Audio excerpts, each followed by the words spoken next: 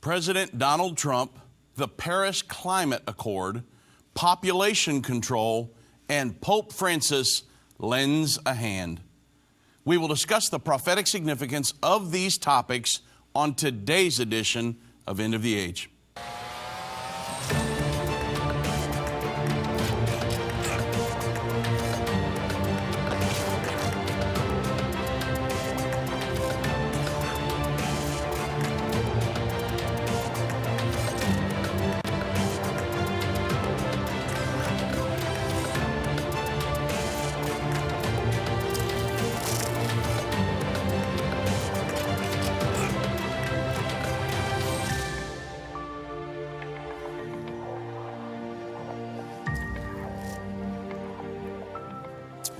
Well, good afternoon, everybody. I'm Dave Robbins with Endtime Ministries. Thank you for joining me on this edition of End of the Age.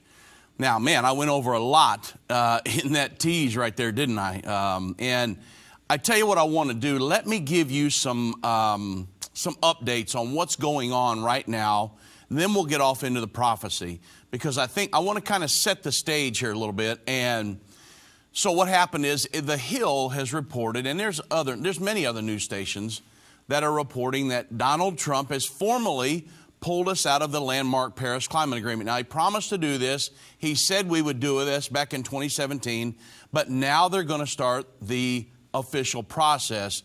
Trump on Monday began that year-long process of withdrawing the U.S. from the Paris Climate Accord. And the official statement that cements that promise made by Trump in the White House Rose Garden. Remember when he stood in the Rose Garden back in 2017, and he first announced the intention to withdraw from the global climate change agreement signed by every other country in the world.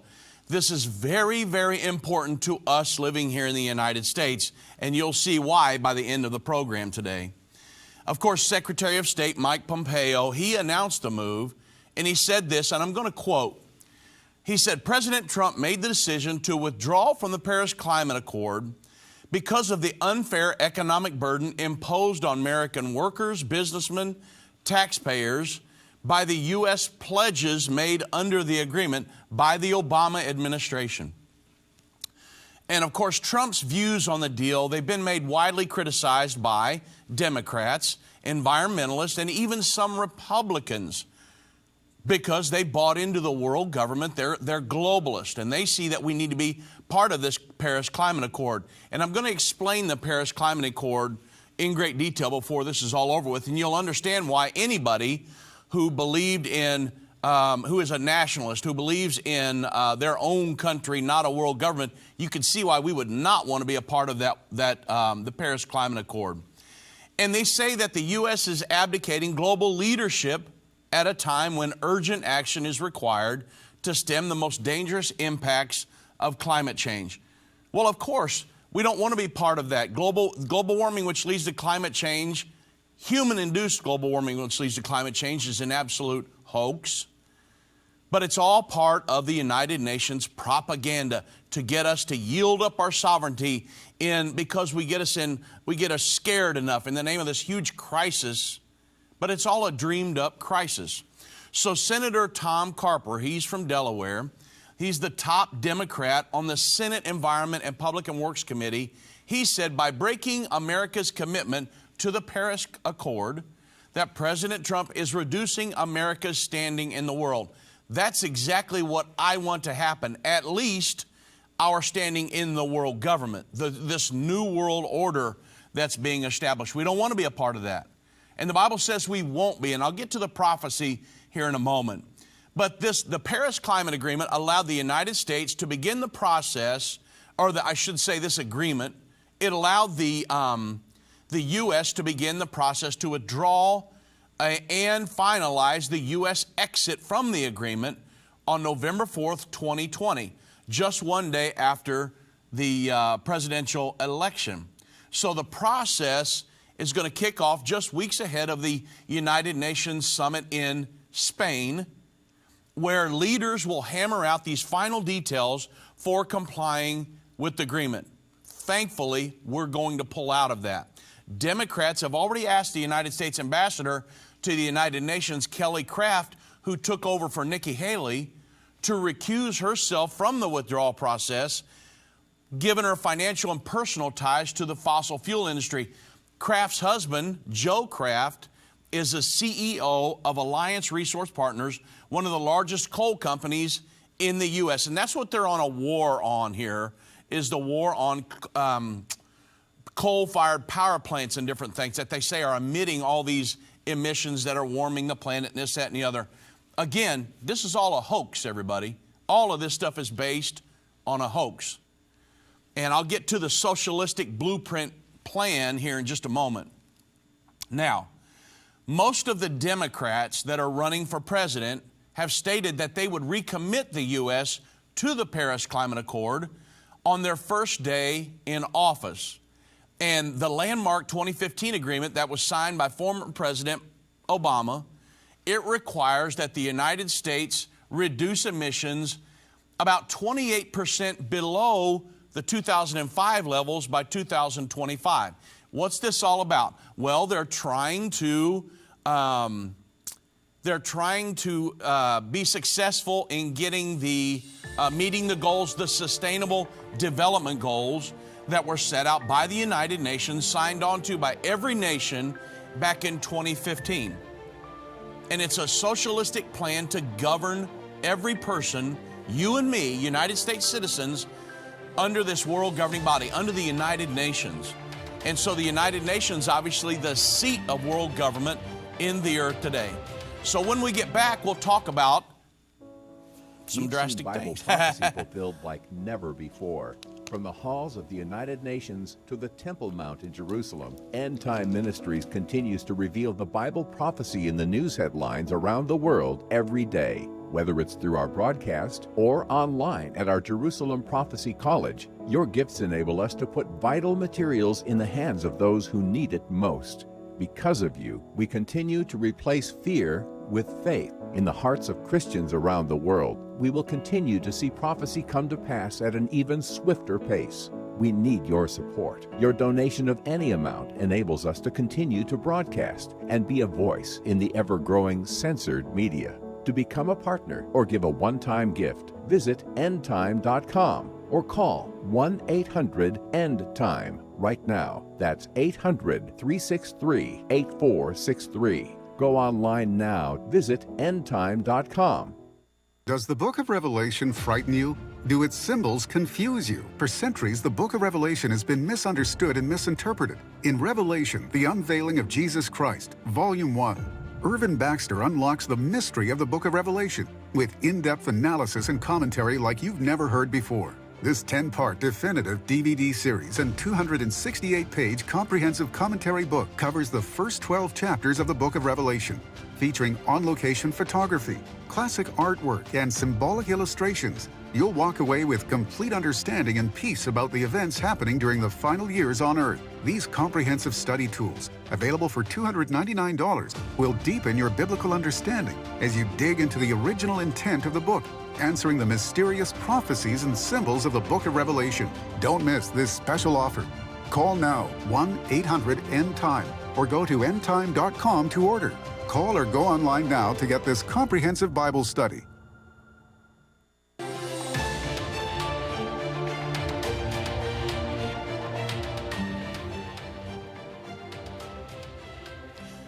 So, man, Donald Trump is now going to start the process of officially pulling us out of this Paris Climate Agreement.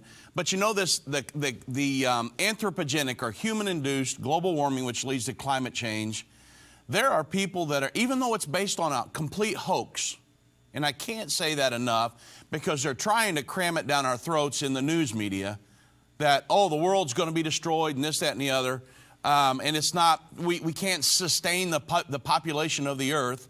And this is what I'll get to here in a minute. But before I get into this, you do understand that we already produce enough food. I just read right before I come on the air today that we already produce enough food to feed 10 billion people.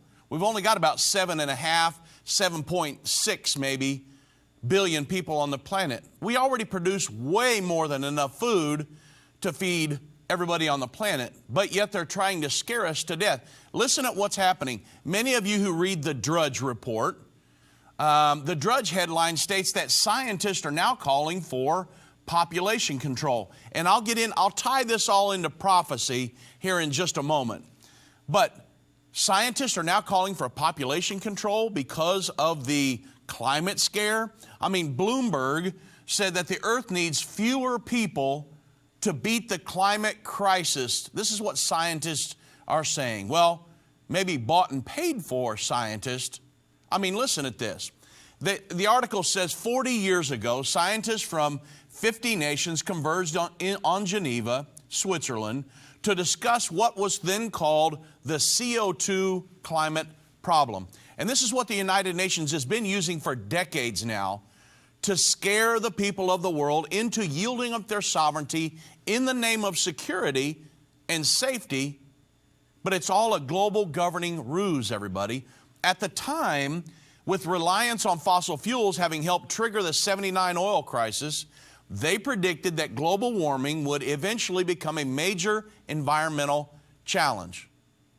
And of course, they've kind of created all this stuff. I mean, the scientists go to work building a strategy on how to attack the problem and laying the groundwork for what else? The Intergovernmental Panel on Climate Change, the United Nations propaganda machine. And the world, it's supposedly the world's preeminent body of climate scientists, even though it's been proven wrong many, many, many, many times. So their goal was to get ahead of the problem before it was too late. But after a fast start, the fossil fuel industry, politics, and the prioritization of economic growth over planetary health slowed them down. Well, now, 4 decades later, a larger group of scientists are sounding another much more urgent alarm. More than 11,000 experts from around the world are now calling for a critical addition to the main strategy of dumping fossil fuels for renewable energy. They say that there needs to be fewer humans on the planet. Well, folks, there's only so many ways to do that. I mean, through abortion, through war, and through, people starving to death. I mean, there's only so many ways you can decrease the surplus population. I mean, we're coming into the Christmas season. You remember Scrooge, the movie Scrooge or whatever it's called, Christmas Carol. The Scrooge says, well, we need to decrease the surplus population. Well, that's what these people are saying we need to do. And so the report, however, comes one day after U.S. President Trump began his formal procedure of withdrawing America from the Paris Climate Agreement. So you say, decrease the surplus population. We already are creating enough food to feed 10 billion people. And you realize there is a lot of land, like in CRP land and things like that they could open up, and our farmers, we've got the best farmers on the planet here in the United States. Both of my grandpas farmed for over 50 years. I know farming very, very well. I know what CRP land is and things that could be made into farmable land, and really open these farmers up, take the regulations off of them and let them go. And these guys could produce enough food to sustain billions and billions and billions of people. But there's so much regulation on them. Why? Because these are created catastrophes. That's what this all boils down to. It's all propaganda, everybody. You were being sold down the river by the news media that's creating these things. And that's why Donald Trump has been hammering the fake news and all these different things that are going on. When he says climate change is a hoax, the news media just vilifies him. But at the end of the day, what he's saying is very true. So in September, if you'll remember, think about this, how we're being played. In September, remember the 7-hour climate change town hall that the Democrats had that was hosted by CNN? At that time, Bernie Sanders, if you remember, he advocated birth control and taxpayer-funded abortions and birth control for women in poor countries. But this is to stem climate change. This was a climate change town hall. So you say, well, why? Well, according to Mr. Sanders, population growth aggravates climate change. And he believes that we should reduce the number of people on the planet so we can save the planet. And so you see what's really kind of going on here. There's a lot of things playing into this climate alarmism. But it's all a hoax. The fact of the matter is they've taken God completely out of the equation. Oh, God cannot control the climate anymore. God's letting down on his job. And so we, as humans, need to control the climate. And our ways to do that, one of the ways is to decrease the surplus population. The fact of the matter is, everybody, is at the end of the day, God is in control. God will always be in control. And for humans to think they can supersede that control, that's crazy. But that's what the United Nations is thinking it's going to do. I mean, think of it. The Antichrist, who will be the leader of that world government in the future, will actually claim to be God. The Bible says that. 2 Thessalonians chapter 2. He will stand in the temple claiming to be God. But yet, this is what the world governing body wants us to believe. That, hey, we've caused these problems and so we need to stem them. The thing is there's really not a problem at all. We produce way more than enough food to feed the world. But yet they say there's this huge problem and, we need to decrease the surplus population. That's one of the things. And they made a war on coal-fired power plants and different things and oil. And I mean, it's just crazy. But it's all prophetic. And I'm going to show you that here in a minute. So the Telegraph even reported that they said even World War III could not stop the rising population. Think about this. They say even a world war which claimed as many lives as the last two which would be 50, 60, over 60 million people, would not make the world's exploding population manageable. So there are people, you realize, there are people that have actually studied the impact of a World War III that it would have on population and how that might help curb climate change. Some have even speculated that wars were used to stem population growth. Are you hearing what I'm saying? There are people that are out there speculating and thinking about, maybe if there was a World War III, how would that affect this rising population? Talk about decreasing the surplus population quick. There are people that are contemplating and speculating, what about a World War III? Now, I'm not kidding. This is in the news, everybody. So, prophesied World War III. The Bible talks about a war that's coming that will kill 1/3 of the world's population. Revelation chapter 9, verse 13 through 15. The Bible says, and the sixth angel sounded, and I heard a great voice from the four horns of the golden altar, which is before God, saying to the sixth angel, which had the trumpet, loose the four angels which are bound in the great river Euphrates.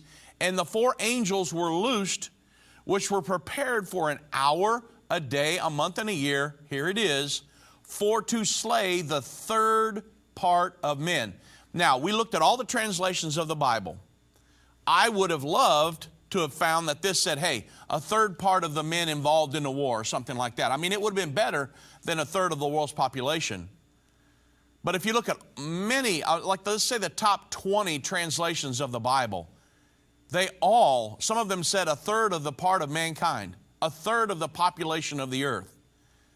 So it's very important that we understand the Bible prophesies a war in the very near future that will kill 1/3 of the world's population. To a globalist, think about it. That would solve a lot of things. That would decrease the surplus population. It would scare the nations of the world into yielding up their sovereignty in the name of security to this one world governing body. I mean, that's what happened at the end of World War I and World War II. You had the League of Nations and then the United Nations. But the United Nations doesn't have the teeth that they originally wanted. So there could be a lot accomplished in the minds of a globalist with a World War III. Well, the Bible prophesies there's a World War III coming. And so you say, wow, I didn't know all of this is in the news. It's in all of our news, everybody. And so we really need to think of it. There are people on the earth right now that advocate decreasing the surplus population of the earth. And many people you would recognize if I called their name. Bernie Sanders is one of them. Alexandria Ocasio-Cortez is another one. And many of the globalist individuals that I could call their names, they all have talked about, or I should say many of them have talked about openly. Who knows what they've talked about behind closed doors, but many of them have talked about decreasing the surplus population of the earth because it's not sustainable. Well, I'm telling you right now, it's very sustainable. Go do your research on what farmers can produce, what they're producing now. I just read an article before I came on, or like I said, we produce enough food right now to feed 10 billion people.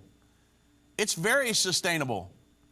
God made a way for us to sustain the population of the earth. But there are people that are trying to scare you into, get you in fear mode so that you would yield up your sovereignty in the name of safety from this all-encompassing world governing body that would keep wars from ever happening. But it's never going to be successful. The Battle of Armageddon is going to occur. We know that. That's prophesied in the Bible. And that's going to be the world governing armies coming down against Israel to battle. So this world government, it's not about them keeping the peace. The Bible prophesies it's going to do pretty much the opposite of that. It's going to wreak havoc on the earth. But yet the people of the world are buying into this in droves that, hey, global warming, which leads to climate change, we need to yield up our sovereignty to this one world governing body. And you know what? Pope Francis is in on all of this. His encyclical back in 2015 called for a global political authority to manage all of this because of the climate change factor and what's going on, the crisis. So let's get to it. Thankfully, we talked about Donald Trump pulling us out of this world governing body and the Paris Climate Agreement. The Paris Climate Agreement basically is commitments by the nations of the world to decrease their emissions so that they keep the temperature of the world from rising by a certain amount. That's what it's all about, commitments to a world government. Thankfully, the Bible prophesies we will not be part of that world government. America is prophesied to exit that world government. I mean, so let me give you a little foundation here, and then we'll get off into the prophecy part. Global elites have been for decades now working earnestly to create a world government. The goal is a global governing system that is so all-inclusive and minutely detailed, it will control every aspect of every person's life on the planet. We already see it here, even here in the United States. That's why I'm thankful that we're pulling out of a lot of this. But there are also people here in the United States there's that We Are Still In. If you go to wearestillin.com, there are colleges and governors and states that are already saying, hey, even though Donald Trump's pulling us out, we're still in. And so they'll wish they hadn't done that before it's over with. But the intention is to eventually regulate all individual production and consumption patterns with the ultimate objective of thought manipulation resulting in absolute obedience and allegiance to this world governing body. The Bible says this is going to happen, and I mean it's happening in intricate detail right now. The outcome of these efforts is the formation of international institutions specifically designed to govern the world, not just international trade, but the world. They include many recognizable organizations. You guys know these things. The United Nations, the International Monetary Fund, the International Criminal Court, the World Bank, the World Health Organization, World Trade Organization. You guys have heard of it. They're in the news all the time. The North Atlantic Treaty Organization, NATO.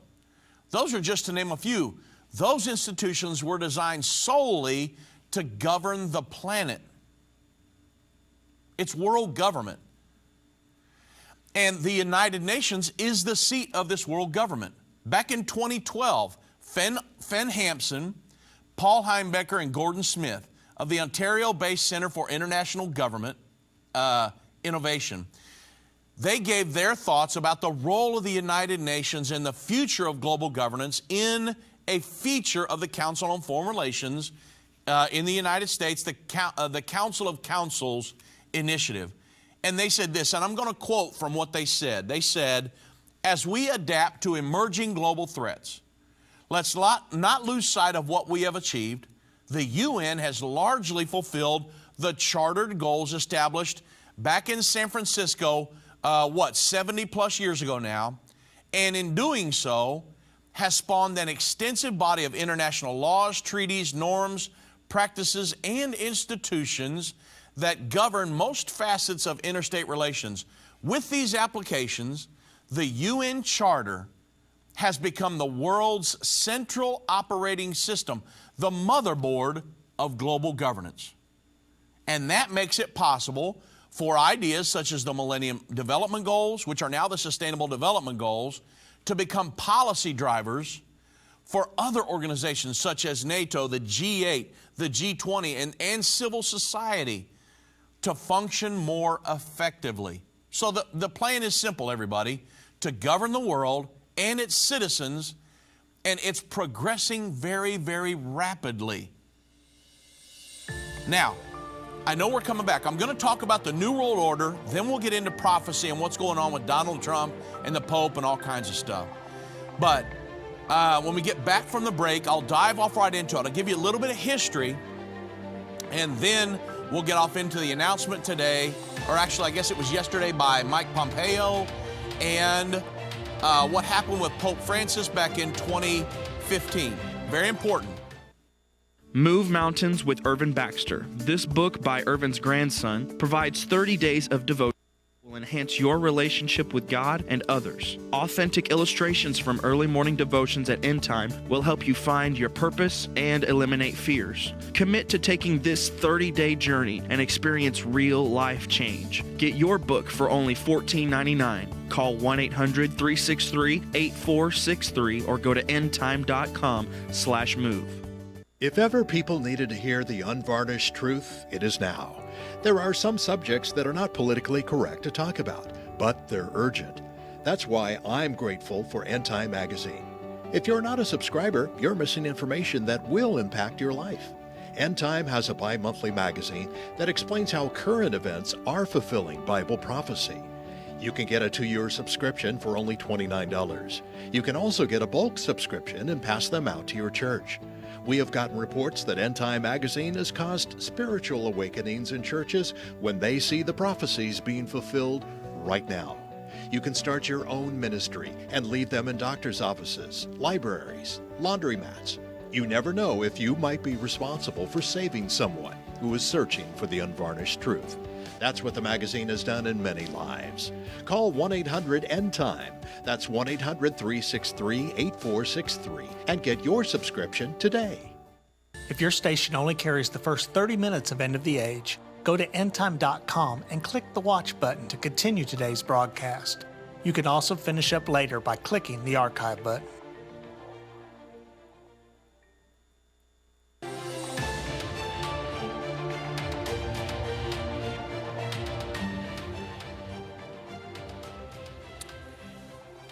So let me go through the New World Order real quick, because many of you guys hear that term all the time in the news, New World Order, Liberal International Order. The United Nations pretty much is the seat of that, but some may not know fully what that is. So after World War II, the United States led the efforts to create this New World Order, and for the last 7+ decades, we've been the principal drivers behind that. Every administration since the founding of the United Nations, whether they were Republican or Democrat, they fully supported the New World Order. You say, well, no, not the Democrats, not the Republicans. Yes, every administration. At the end of the administration, we hadn't pulled out, right? So, you know, some of them were just, hey, we went headlong into it. Some of them were real reserved, but every one of them stayed in at the end.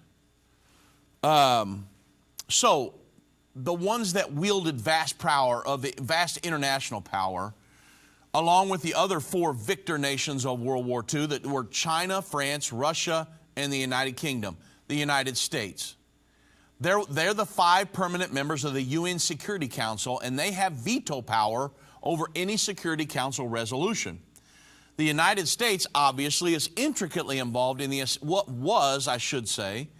was intricately involved in the establishment of this world governing system. FDR was a globalist. He put the New World Order on the back of our dollar bill back in 1935, Novus Ordo Seclorum. And over the last, 74 years now, the world has looked to America for leadership on the implementation of this New World Order agenda. Or I should say the 70 plus years, because when Donald Trump came along, he just kind of started shooting holes in the foundation of it. So until recently, we've been the leader, not just of the United Nations or NATO, but all the multilateral institutions designed to govern the planet. But if you understand Bible prophecy, it foretells a completely different political atmosphere in the end time. According to the prophecies, and moving on, there will be a world government established just prior to the second coming of Jesus Christ, but the United States will not be in fully compliance of that agenda. So let's talk about the prophesied world government real quick. 650 years before John wrote the book of Revelation, the prophet Daniel was given a vision of 4 beasts that represented kingdoms or nations that would exist at the time of the second coming of Jesus Christ. The 4 beasts described in Daniel 7:4-7, and the modern nations that they symbolize are a lion with eagle's wings, which Great Britain, the United States, a bear, Russia, a 4-headed leopard, Germany, and the 10-horned beast, which would be the reborn Holy Roman Empire, or the current European Union. In Revelation, John uses these same symbols of nations to describe the end-time world government. These nations have federalized in John's vision in Revelation 13. So the 4 separate nations of Daniel 7, they formed a one world governing body. The interpretation would go as something like this. John said, as I stood on the sands of the sea, having saw a beast rise up out of the sea, having 7 heads and 10 horns, upon his horns, which would be the European Union, 10 crowns, upon his heads the name of blasphemy, and the beast which I saw was like unto a leopard, Germany. His feet were as the feet of a bear, Russia. Mouth as the mouth of the lion, Great Britain. And the dragon, Satan, gave him his power, seat, and great authority. That's Revelation 13, 1-2. So, this is a 2,000-year-old prophecy of the world government that is currently being established. So, you say, well, what about the United States? Why are we talking about this? Remember what Donald Trump is doing right now. In many ways, the Paris Climate Agreement is just one thing, but in many ways, he's pulling us out of this world government. He's putting his America First doctrine in place. The eagle's wings, symbolic of the United States in Daniel 7, are not mentioned in that federalized combo beast of Revelation 13. That indicates that the United States will not be included in the world government of the end time. It also indicates that the world dominance will have shifted from the United States to the powers of Europe. Irvin, Baxter, and I both talked about a very good article from the European Council on Foreign Relations last week that states that Europe is stating, hey, since the New World Order is shaky foundation now because Donald Trump's pulling out of that, we're ready to step up and take our place on the world stage. They laid it all out there. So obviously, this has left us a few questions. We're presently, since we are presently the leader of the world government, How's the shift of power going to take place? Is the United States going to be wiped out in World War III? The answer to that, no. Will we be brought to our knees and become a non-factor on the world stage? The answer to that, no. On the other hand, another question, would we go into isolation? The answer to that is no. So this Bible, you say, well, how do you know the answer to that? That's future stuff. The Bible tells us the answer to the questions. Revelation 12 is the only other place that eagle's wings, or the United States, is mentioned in the prophecies of the end time. Revelation 12:13 says the dragon, which will persecute the woman with 12 stars around her head. The woman is Israel, and the 12 stars symbolize the 12 tribes of Israel. In that chapter, if you look at the woman with 12 stars around her head, that's the Israel with the 12 tribes of Israel included. So, according to Revelation 13, the dragon will use the Antichrist and his world governing system to do the persecuting. Obviously, we know this is going to be the case all the way up to the Battle of Armageddon, when the world governing armies come against Israel to battle the final battle on earth. So John tells us in the next verse that this would be Revelation 12:14, that Israel will be protected during the Great Tribulation, which is the final 3.5 years immediately preceding the second coming of Jesus Christ. Revelation 12:14 says, and to the woman, Israel, were given 2 wings of a great eagle, that she might fly into the wilderness, into her place, where she is nourished for times, and half a time from the face of the serpent. So a clear understanding of Revelation 12 and 13 lets us know that we can be absolutely sure of 2 things. The United States will stand with Israel and protect Israel from the world government in the end time. Number 2, the United States will not be part of the world government and therefore will not come under the reign of the Antichrist. So, this is happening right now, right in front of our very eyes. Donald Trump pulling out of this. I mean, look at it. America is exiting the world government. From the signing of the United Nations Charter in 1945 until the 2016 presidential election, it was clear to all of us the United States was in full compliance with the world government. I mean, we were asking them to go to war, a lot of things. Some presidents, like I said, they were very cautious. Others just went headlong into it, like they were just drunken. They had dreams of the fully functioning world governing system. Moving on. But no matter who was in office at the end of their administration, every one of them seemed to be headed in the same direction. World government, new world order. However, we know the prophecies of the Bible foretell America's absence from this world government system, and the rate end time prophecies being fulfilled, we knew that Washington's political atmosphere had to change, and very soon, because this transition had to take place in time before the final 3.5 years when the Antichrist would take over. So it had to go over into Europe before that. So the number one issue by far in that presidential campaign, you remember in 2015, it was globalism. Globalism is the belief that nation states are now obsolete. In other words, i.e. the United States, nation states, or the nation states around the world, and that the world must move into a system of global governance. And globalists believe national borders should be dissolved and a one world government should be instituted. And of course, we're following the prophecies every day going through this, and going into the 2016 election, we knew that Hillary Clinton was advocating globalism. She was all about this, tearing down the borders and moving into world government. Under the Obama administration, the United States was pursuing a policy of globalism on every side.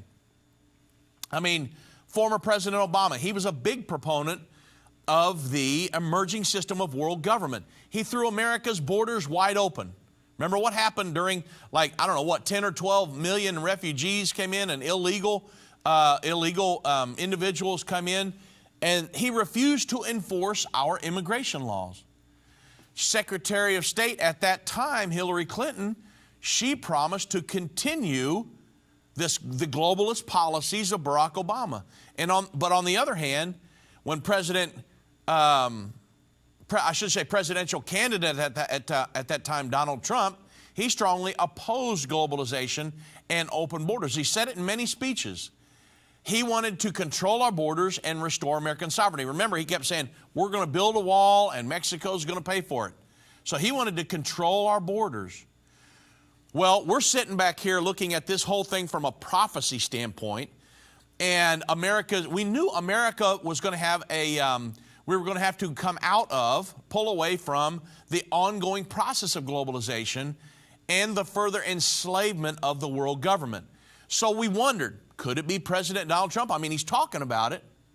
Could he bring about the exit that's prophesied in the Bible? But the thing is, when's the last time, at that point we were thinking, when's the last time a president actually kept his campaign promises? I mean, come on. And it didn't seem likely that I should say it seems likely, it did seem likely that he was at least making an effort to talk about it. Well, in his first speech at the United Nations, Trump vowed to put America first by stating the greatest words in the United States Constitution are its first three beautiful words, we the people. I mean, it was a complete change from what had been the previous administration. He said, generations of Americans have sacrificed to maintain the promise of those words, we the people, the promise of our country and of our great history. In America, the people govern, the people rule, and the people are sovereign. He said, I was elected not to take power, but to give power to the American people where it belongs. In foreign affairs, we are renewing this founding principle of sovereignty. Our government's first duty to its people, to our citizens, to serve their needs, to ensure their safety, to preserve their rights, and to defend their values. And as President of the United States, I will always put America first. Well, looking back over the last 3 years, it appears that Donald Trump actually meant what he said about globalization or the process of becoming further entrenched in this global governing system. He went on to say at that point, he said, we will no longer surrender this country or its people to the false song of globalism. He said, I'm skeptical of international unions that tie us up and bring America down. Under this administration, we will never enter America into any agreement that reduces our ability to control our own affairs. The nation state remains the true foundation of happiness and harmony. Now, is President Trump doing that? Absolutely. And so when we get back from the break, we'll talk about what he's doing right now with the Paris Climate Agreement and Pope Francis. Does the book of Revelation frighten you? Do its symbols confuse you? For centuries, the book of Revelation has been misunderstood and misinterpreted. In Revelation, the unveiling of Jesus Christ, Volume 1, Irvin Baxter unlocks the mystery of the book of Revelation with in-depth analysis and commentary like you've never heard before. This 10-part definitive DVD series and 268-page comprehensive commentary book covers the first 12 chapters of the book of Revelation, featuring on-location photography, classic artwork, and symbolic illustrations. You'll walk away with complete understanding and peace about the events happening during the final years on Earth. These comprehensive study tools, available for $299, will deepen your biblical understanding as you dig into the original intent of the book, answering the mysterious prophecies and symbols of the book of Revelation. Don't miss this special offer. Call now, 1-800-ENDTIME, or go to endtime.com to order. Call or go online now to get this comprehensive Bible study.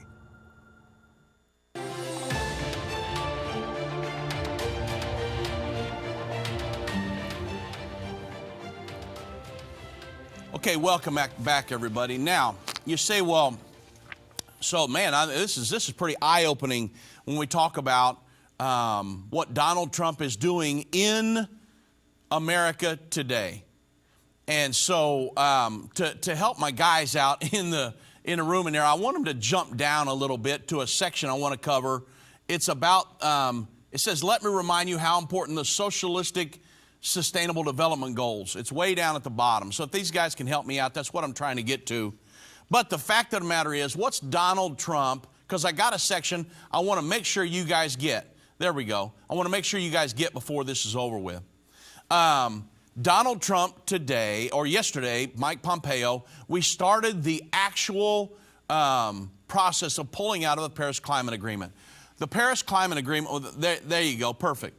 The Paris Climate Agreement was very, very important because what happened back in 2015, they were going to sign, the United Nations was coming up to and wanting them to sign the Sustainable Development Goals in September of that year. And in December of that year is where the Paris Climate Agreement was signed onto by every nation. So the fact of the matter is, you say, well, what happened? Well, the Sustainable Development Goals are the socialistic plan by the United Nations to get every nation on the earth, to control every individual on the planet. Very, very important. Well, Donald Trump come along and said, no, we cannot do that. Well, okay, let me go on a little bit. So the Sustainable Development Goals, that's the socialistic plan. Well, the Paris Climate Agreement was those were commitments by all the nations to keep to curb their carbon emissions enough to keep the temperature from rising like 1.5 or 2 degrees Celsius, which hardly anything. But the United Nations and their Sustainable Development Goals, they had to get nations committed to the Paris Climate Agreement, or to the Sustainable Development Goals. Now, the Sustainable Development Goals, those were 17 goals that the United Nations wanted everybody to be successful in by 2030. That was the goal, by 2030. It's called Agenda 2030, transforming the world by the year 2030. So, but they needed commitments by all these nations. A signature wasn't enough. They wanted to know, hey, how are you guys going to do this? What are your commitments to get this done? I said there are 17 goals. The climate change is just one of the goals. There are many of them. And so Ban Ki-moon, and you say, well, why do you call them socialistic? Well, because many of them, even Ban Ki-moon says, hey, without the Paris Climate Agreement, the Sustainable Development Goals, there's no way we could achieve them. But it all boils down to, why do we call it socialistic? Because it's all about wealth redistribution. The carbon cap and trade laws, and I just talked to some people in great detail about this in Canada. They have carbon cap and trade laws, which says, hey, we're going to put a cap on the amount of emissions that a coal-fired power plant can emit, or let's say a factory or whatever. You have a cap on this. And if you go over that, you can purchase credits, but where does the money go? Because this is all a hoax. So what's it all about? Well, the money goes into the coffers, supposedly to help underdeveloped nations and things like that. None of this helps the global warming, which leads to climate change propaganda, this hoax. None of it helps that. But the fact of the matter is, it's all a wealth redistribution scheme.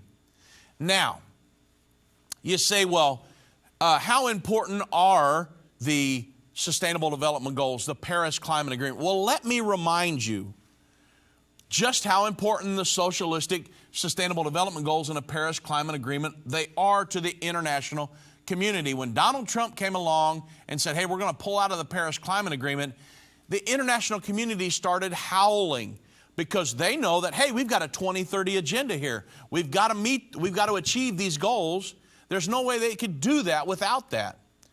So the Sustainable Development Goals, again, were signed in September, and the Paris Climate Agreement, the commitment was signed in December of 2015. So in order to make sure the nations bought in, these globalists, the ones that are trying to create this world government, they enlisted the help of Pope Francis to accomplish their goals.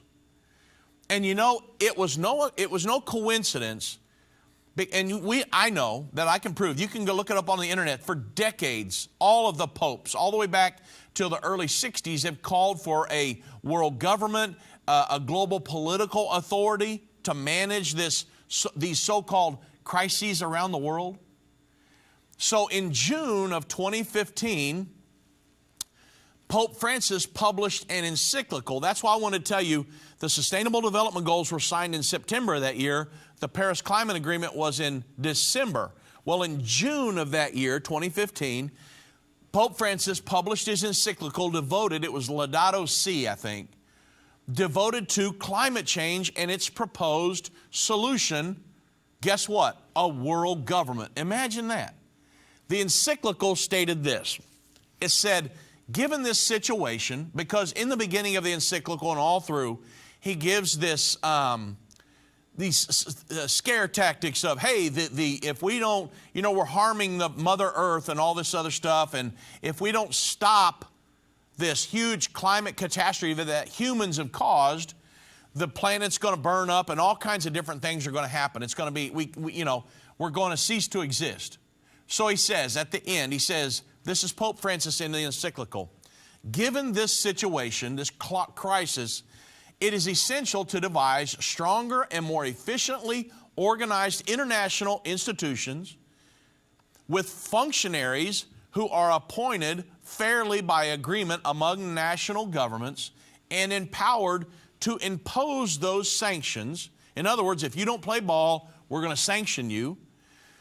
And he says, as Pope Benedict XVI had, which was previous to Pope Francis, he affirmed in continuity with the social teachings of the Catholic Church to manage now think about that right there. This statement that I'm fixing to read you, he says, was in continuity with the social teachings of the church to manage the global economy. Okay, now listen at that statement. They want to manage the global economy, to revive economies hit by this so-called global warming climate change crisis, to avoid any deterioration of the present crisis and greater imbalances that would result, to bring about an integral and timely disarmament. I mean, this encyclical was devoted to climate change. But now they're talking about managing the global economy and disarmament. And then he says food security and peace to guarantee the protection of the environment and to regulate migration. We're talking about climate change here, but look at all the things he includes. He said to manage all that, for all this, he says there is an urgent need of a true world political authority. There it is, a world government. He said, as my predecessor, Blessed John the 23rd, indicated some years ago. So the objective of the entire encyclical was to call for a world political authority, not to just manage climate change, but the economy, disarmament, and migration. They're calling for a world government here, everybody. And the fact of the matter is, the crisis, whether the crisis is irrelevant. Whether it's global cooling, economic collapse, immigration, the threat of a nuclear war, food shortages, plagues, whether the crisis is real or imagined, it's irrelevant. As long as it produces fear, the global elite will use it to promote a one world government. I mean, think about it. In July, Pope Francis put out in June of 2015, he put out this encyclical calling for a world government. In July, now I'm saying how important was the Sustainable Development Goals and the Paris Climate Agreement? They pulled out all the stops. I mean, they set Pope Francis in motion to make sure that at least the religions of the world and many of the politicians would follow suit, because you've got Pope Francis, leader of the Catholic Church, saying, hey, this is what you should do.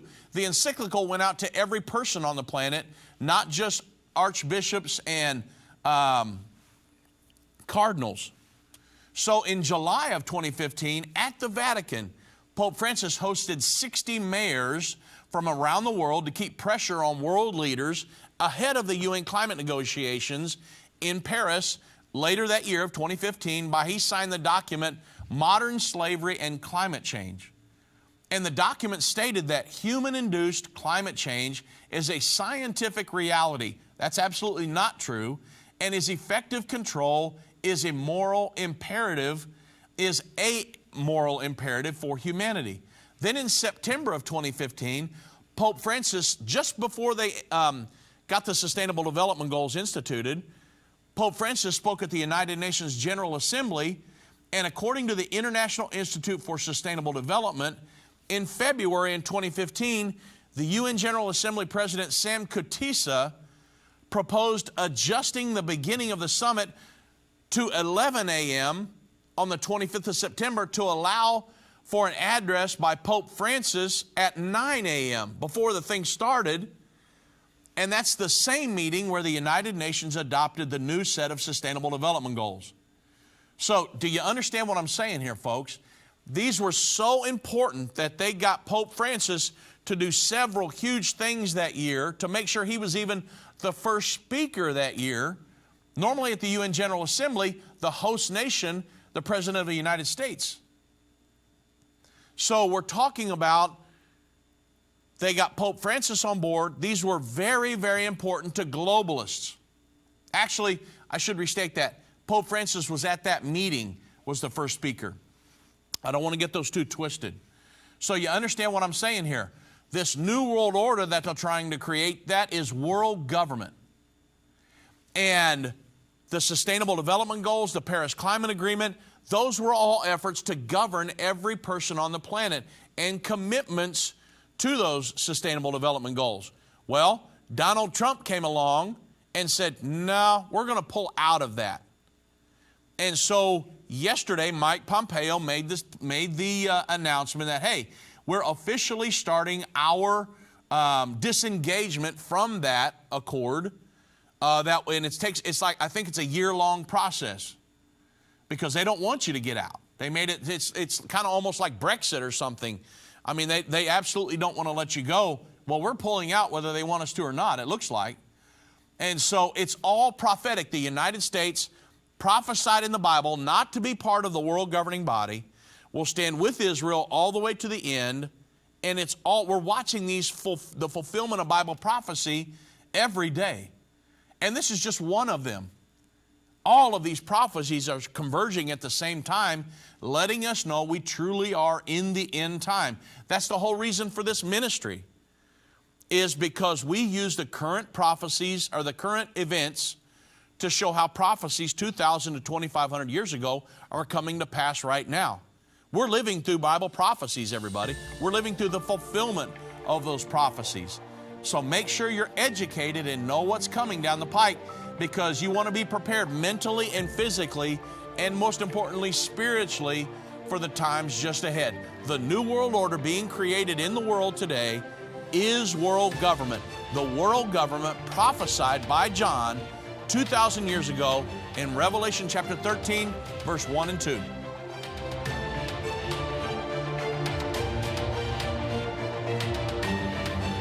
This has been End of the Age, brought to you by the faithful partners of Endtime Ministries. If you're not currently a partner with Endtime Ministries, or if you would like more information, we invite you to call us at 1-800-ENDTIME. That's 1-800-363-8463, or visit us online at endtime.com. Thank you for watching. If you liked this video, subscribe to our YouTube channel and like our Facebook page.